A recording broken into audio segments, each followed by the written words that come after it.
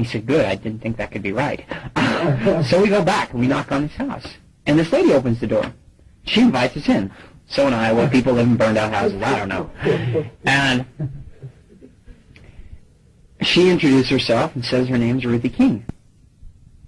It's so cool. The spirit is really strong. And I, being new and kind of excited, I thought, well, it worked for my greenie. It'll work here. So in the middle of Elder Budge's principle, I said, so do you want to get baptized? More precious than Elder Thompson's face was Elder Budge when Sister King said, yes, I would, and so would my 3 daughters. I was so excited.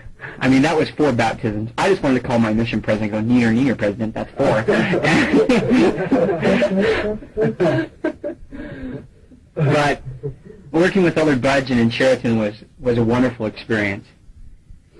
And time passed when I got transferred to Carroll. Carroll has 13,000 people and 12,500 Catholics.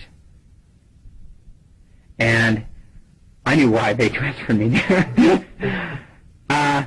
I was training my second missionary there. And one night about 11:30, phone rang. And it was my mom. And I said, Mom, how'd you get this number? And she said, your mission president gave it to me. And I said, oh? Why are you calling? And she said, your dad went in to have an angioplasty. And doing the angioplasty, he suffered 2 massive coronaries. They don't think he's going to make it. Father has been here and given him his last rites. We want you to come home. I fell apart. My greenie had never seen his trainer fall apart, so we fell apart together. And my dad didn't pass away that night, but he'd be in and out of consciousness for the next couple of weeks. And finally, I'd heard from all my brothers and sisters with the same question. If you believe in eternal families, or if the family is the most important unit of the gospel, then what are you doing to your own? Why aren't you where you're supposed to be? The next day I called my mission president and told him that I wanted to go home. I wanted this opportunity to see my family and maybe correct some of the things that I had done. He got me an airplane ticket for the next day. I remember about 6 o'clock that morning, the phone rang, and it was my mission president. He said, Elder Carpenter, I don't know how to tell you this, so I'm just going to straight out ask you. The Lord wants you to extend your mission 6 months beyond the 18 months you were currently called to serve. And I got upset. I said, President, I can't believe you call and ask me to do that today, after you know what I've been through and that I'm going home today. And I hung up the phone. Sometime later, the phone rang again. This time, it was my mom. And my mom said that during the night that my dad had regained consciousness and that he'd been insisting to speak with me. And they weren't going to allow him to because of his ill health, but his insisting persisted. And next thing I knew, I was talking to my dad on the phone. And I told him I was coming home, and Tim was going to pick me up at the airport. He said, no, I don't want you to. And I said, why? And he said, well, you just don't have anything to come back here to.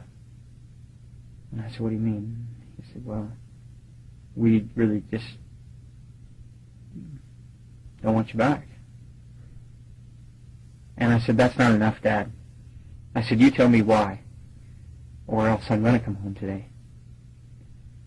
And we discussed that for a little while, and finally he said, okay, I'll tell you. He says, I don't understand it. But he said, last night before I came to, someone spoke to me, and I have to assume it was the Lord.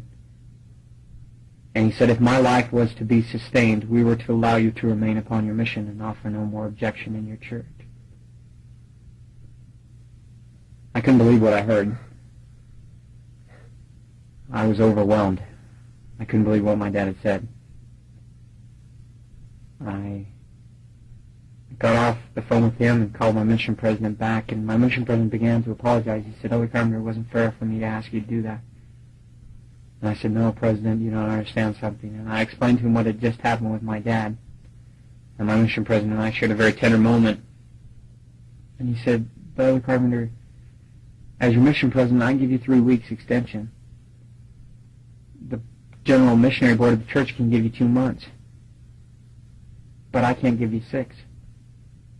That was half my hesitation in calling you. I don't know how I can fulfill that promise that the Lord's made to you.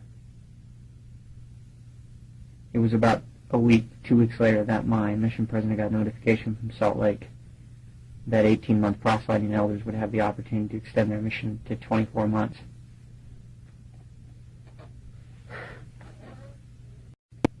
It was during those last 6 months of my mission, as wonderful as all my mission was, that I probably learned my most important lesson. One day, my companion and I were tracting. I was serving in East Des Moines, and we knocked on his house, and no one answered, and we knocked again, and still no one answered. And as we started to walk away down the sidewalk, we heard very faintly behind us the voice of a woman. It said, "No, boys, don't go." And we turned around to see in the doorframe an elderly black woman, probably in her late 70s, beckoning for us to come back. She invited us in, introduced herself as Louetta Fry. Louetta was very lonely, and she desperately wanted someone to talk to, just someone to listen to her words. And I learned early on in my mission that to teach people the gospel, many times you have to answer their needs, whether they're physical or spiritual, before you can prepare them adequately to receive the gospel. And for about an hour we just listened to her, and she just talked, shared memories of her life and about her husband who'd passed away. And when she finished, she just sighed really heavy, and she said, "Okay, do you have something to share with me?" We taught her the first discussion and placed with her a Book of Mormon and a reading assignment. We didn't make a return appointment. About 2 weeks passed, and I felt really impressed one day that we should go back and see her. And we did, and again the same scenario. For the first hour she just talked, and we didn't say anything. When she finished, she'd sigh, and she said, "Okay, I'm ready to listen." And I asked her, I said, "Louetta, did you get a chance to read in the Book of Mormon like we asked you to?" And she goes, "Yes, I read some." I said, "Well, what did